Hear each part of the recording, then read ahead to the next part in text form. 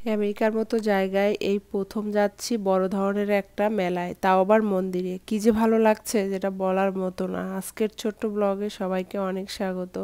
আজকে আমরা যাচ্ছি মেলায়, আর আজকের ওয়েদারটা চমৎকার। আকাশটা দেখেই সকালে মনটা অনেক ভালো হয়ে গেছে।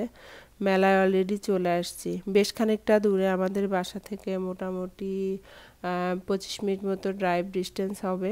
আর মন্দিরে মেলা ভীষণ ভালো লাগছে আসতে। তো এইটা হচ্ছে মন্দিরের এইখানে কাজ হচ্ছে, মন্দির মাত্রই আর কি তৈরি করছে, এতটুকু হয়েছে।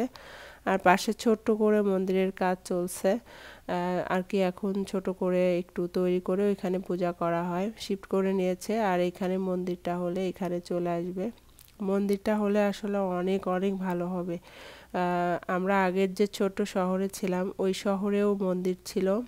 আর আসার আগে আমরা ওই মন্দির থেকেও ঘুরে আসছিলাম, যে আবার যে শহরে যাচ্ছি মন্দির আছে কিনা। তো ভাগ্যক্রমে পাশে আসলে আর একটা মন্দির পেয়ে গেছি, যদিও একটু ড্রাইভ করে যেতে হয়, ওইটা ব্যাপার না।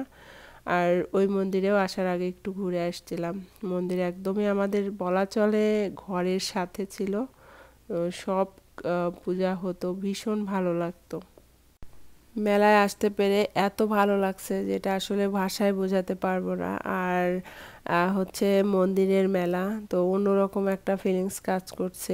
এসে ঘুরে ঘুরে সব কিছু দেখছি।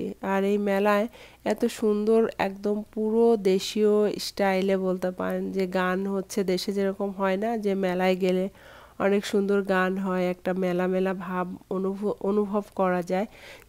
সেম সেরকম অনুভব হচ্ছিল। অনেক সুন্দর গান হচ্ছে, আর সবাই ঘুরে ঘুরে সব কিছু দেখছে, কিনছে। আর অনেকগুলো স্টল বসেছে। আর এই মন্দিরের এই মেলাতে এত সুন্দর সুন্দর শাড়ি আসছে, তারপর সুন্দর সুন্দর কুর্তি আসছে, থ্রি পিস আসছে, অনেক সুন্দর সুন্দর অর্নামেন্টস আসছে। আরও আছে হচ্ছে ফুড।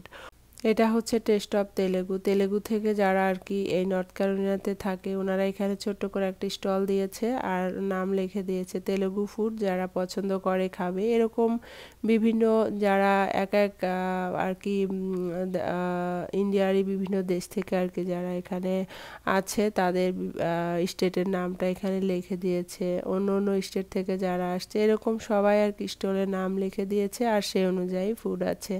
এইখানে সবচেয়ে ভালো লেগেছে গীতারও একটা দোকান বসেছে, একদম পুরো মনে হচ্ছিল দেশে যেরকম হয় না মন্দির ভিত্তিক যে মেলাগুলো হয়, সব কিছু পাওয়া যায়, খাবার থেকে শুরু করে। পাশাপাশি আমাদের গীতাও পাওয়া যায়। তো গীতা দেখেও ভীষণ ভালো লেগেছে। আর স্নেহার বাবা কিছু ফুড নিয়েছে। এখানে ফুড নেওয়ার সিস্টেমটা এরকম, যে ওইখানে প্রথমেই টাকা দিয়ে একটা কুপন নিয়ে নিতে হবে, কুপনকেই টাকা হিসেবে ধরা হয়। তো সেগুলো দিয়েই খাবার কিনতে হবে। আমি এখানে বেশ কিছু অর্নামেন্টস দেখছি, কানের দুল, কয়েকটা কানের দুল নিয়েছি, আমার ভীষণ পছন্দ হয়েছে, প্রাইসটাও রিজনেবল ছিল। গলার সেটগুলো ভীষণ ভালো। এবারে আপনাদেরকে বলি আজকে যে মেলাটা হচ্ছে আসলে এই নর্থ ক্যারোলিনার ছোট্ট মন্দিরে, এই মেলার উদ্দেশ্যটা হচ্ছে অনেক মহৎ। সেটা হলো এই মেলাতে যা কিছু বিক্রি হবে, খাবার থেকে শুরু করে এভরিথিং, সমস্ত টাকায় চলে যাবে হচ্ছে মন্দিরের। প্রত্যেকেই কিন্তু যে খাবারগুলো রান্না করে নিয়ে আসছে নিজের টাকায়, রান্না করে নিয়ে আসছে।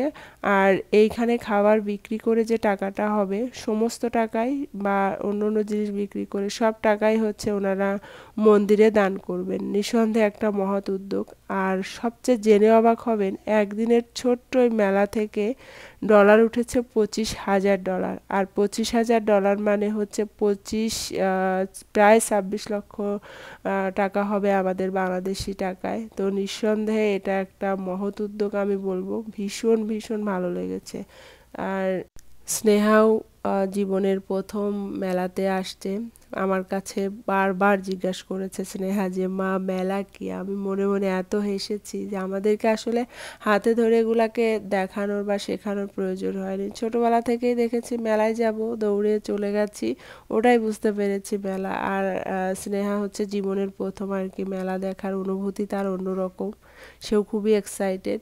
আমি বেশ কিছু কানের দুল দেখছি, পরে 3 জোড়া আর কি কানের দুল নিয়েছি। কানের দুলগুলো খুবই ভালো।